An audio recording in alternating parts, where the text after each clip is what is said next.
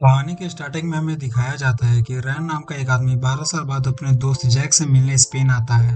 Airport पे land करने के बाद जैक का ड्राइवर रैन को कार से रेन फॉरेस्ट के एक छोटे से फार्म हाउस पर ले जाता है। रैन को जैक का ड्राइवर रास्ते में एक लेटर देता है जिसमें हाउस की कोड लिखी होती है। रैन जब फार्म हाउस पहुंचता है तो वो घर को देखकर चौंक जाता है। रैन वहां पे रखे महंगे वाइन और घर के सामानों को देखकर सोचता है कि जैक कितने पैसे वाला आदमी है। रात होती है और जैक रैन से मिलने आता है। दोनों मिलकर वहाँ वाइन पीते हैं और पुराने दिनों की याद करते हैं। रैन जैक के महंगे वाइन घर गाड़ी के बारे में पूछता है। जैक बताता है ये सब उसका नहीं है, वो जिस एजेंसी में सेफ का काम करता है ये सब उनकी है। अगले हफ्ते यहाँ एक पार्टी है, तब तक के लिए वो यहाँ पे है। जैक रैन के काम के बारे में पूछता है। रैन बताता है वो डेलास के एक रेस्टोरेंट में शेफ का काम करता है। रैन को जैक का काम बहुत पसंद आता है। वो चाहता था कि अगर कोई शेफ की जॉब खाली हो तो उसे अपने साथ रख ले, लेकिन जैक को अपना काम पसंद नहीं था, इसलिए वो रैन को मना कर देता है। अगली सुबह दोनों जॉगिंग करते हैं, फिर एक होटल में खाना खाने जाते हैं जहां उनकी मुलाकात एक लड़की से होती है जिसका नाम एलिसा था। एलिसा अपनी जॉब छोड़कर वर्ल्ड टूर पर निकली हुई होती है। जब एलिस को पता चलता है रैन और जैक सेफ है तो वो पूछती है दोनों में से अच्छे सेफ कौन है। दोनों दोस्त ये मानने के लिए तैयार नहीं होते कि वो अच्छे सेफ नहीं है। फिर दोनों में से अच्छे सेफ कौन है ये पता करने के लिए जैक लड़की को फार्म हाउस पर ले आता है। दोनों एक एक डिश बनाते हैं और लड़की की आंखों पर पट्टी बांध कर टेस्ट कराते हैं, और रैन का खाना लड़की को ज्यादा पसंद आता है और रैन जीत जाता है। फिर वो लोग साथ में खाना खाते हैं और वाइन पीते हैं। फिर जैक लड़की को लेकर चला जाता है और रैन वहीं सो जाता है। इस सब के बीच रैन को बहुत बार रैबिट नाम के आदमी का कॉल आता है, लेकिन वो इग्नोर कर देता है। अगली सुबह रैन को रैबिट का मैसेज आता है कि वो जानता है कि रैन कंट्री से बाहर गया हुआ है और रैन के पास सिर्फ 3 दिन है। ये देखकर रैन बहुत परेशान हो जाता है।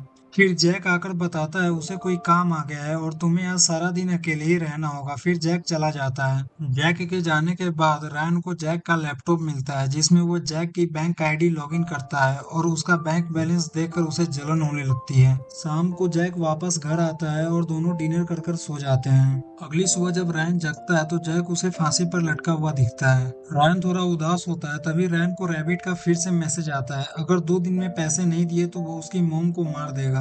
रायन उसे हफ्ते भर का टाइम मांगता है और बदले में $50,000 ज्यादा देने को राजी हो जाता है। फिर हमें पता चलता है कि रैन को पैसे की जरूरत थी, इसलिए उसने जैक का मर्डर किया था ताकि वो जैक के पैसे लेकर अपनी माँ को किडनैपर से छुड़वा सके। फिर वो पहले जैक के बॉडी को तालाब में फेंक देता है और जैक के बैंक अकाउंट से पैसे निकालने की तैयारी में लग जाता है। वो बैंक को बताता है कि एक एक्सीडेंट में ब्रेन पे चोट लगने के कारण उसका मेमोरी लॉस हो गया है और उसे बैंक की कोई डिटेल याद नहीं है। बैंक वाले उसे अपना आईडी प्रूफ लेकर यूके के बैंक के मेन ब्रांच में आने को बोलते हैं। रैन फेक ड्राइविंग लाइसेंस बनाकर स्पेन से यूके जाने की तैयारी करने लगता है।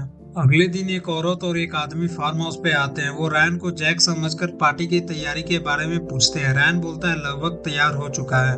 रैन उस औरत से एडवांस पेमेंट के बारे में पूछता है। वो औरत उसे $5 लाख एडवांस में दे देती है जिससे वो रैबिट के अकाउंट में ट्रांसफर करके अपने माँ को छुड़वा लेता है। फिर वो औरत रैन से मीट के बारे में पूछती है। रैन बोलता है अभी उसने मीट नहीं लिया। औरत पूछती है तुम अब तक यहाँ कर क्या रहे थे। रैन बोलता है उसे स्पेन नहीं आती जिसके कारण वो नहीं ला पाया है, लेकिन वो कल तक इंतजाम कर देगा। लेकिन औरत मीट आज ही लाने को बोलती है और वो रैन के साथ मार्केट जाती है मीट लाने के लिए। लेकिन यहाँ कहानी में एक ट्विस्ट आता है। रैन को लगता था कि वो किसी जानवर की मीट की बात कर रहे हैं, लेकिन मार्केट जाके उसे पता चला कि वो लोग इंसान की मीट की बात कर रहे होते हैं। ये जानने के बाद रैन को पता चलता है कि जैक को क्यों अपना जॉब पसंद नहीं था।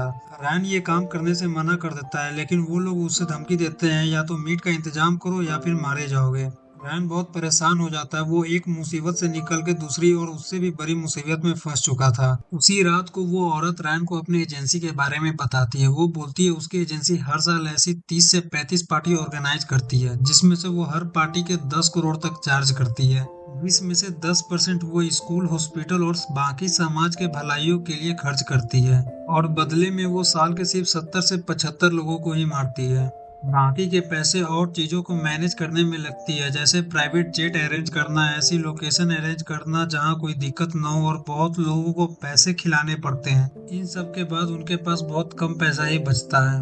अगले दिन रैन एक आदमी के साथ जो उस औरत के साथ आया होता है उसके साथ वो 2 हेल्दी बॉडी की तलाश में निकल जाते हैं। अगले दिन रैन उस औरत के मैनेजर के साथ 2 हेल्दी बॉडी ढूंढने के लिए निकल जाता है।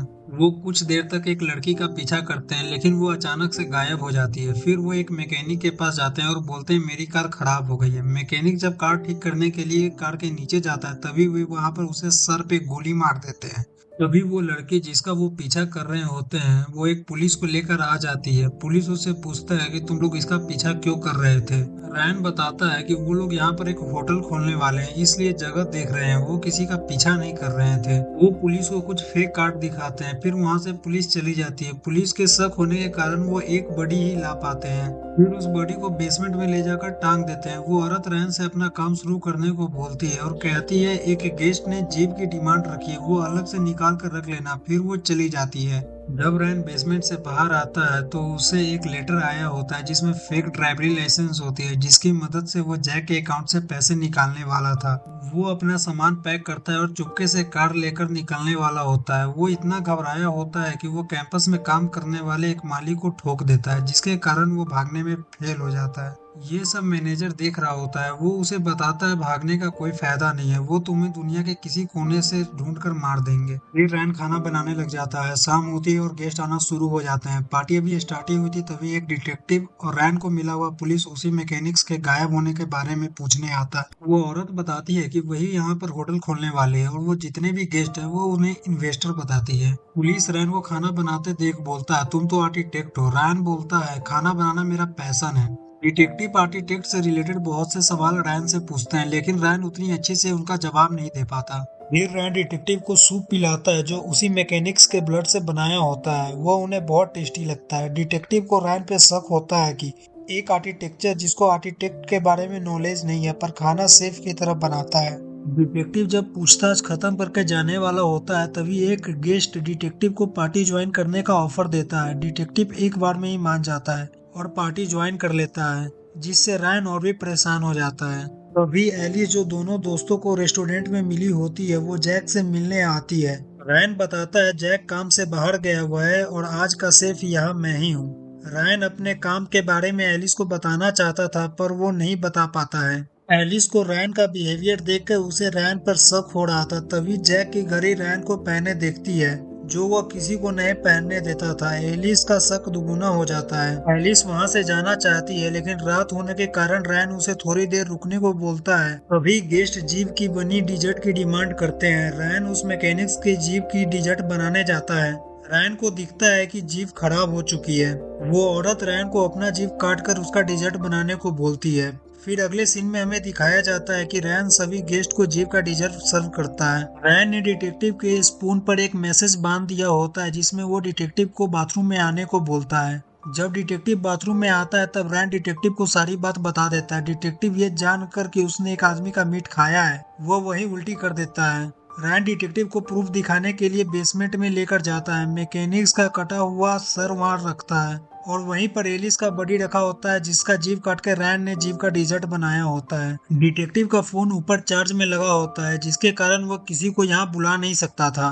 वो रैन से ऊपर से फोन लाने को बोलता है। रैन जब ऊपर फोन लाने जाता है तभी उस औरत का आदमी मैनेजर वहाँ आ जाता है और वो डिटेक्टिव को मार देता है। जब रैन वहां आता है तो वो रैन को बोलता है डिटेक्टिव यहाँ किसी का इंतजार कर रहा था। रैन बताता है उसे इस बारे में कुछ नहीं पता। उस रात की पार्टी डिटेक्टिव के मौत के साथ खत्म हो जाती है और सभी गेस्ट अपने अपने घर चले जाते हैं। फिर रैन एयरपोर्ट पे जाता है। वहाँ एक आदमी उसके और उसके काम के बारे में पूछता है। रैन बताता है कि उसका नाम जैक है और वो अमीर लोगों के लिए खाना बनाता है।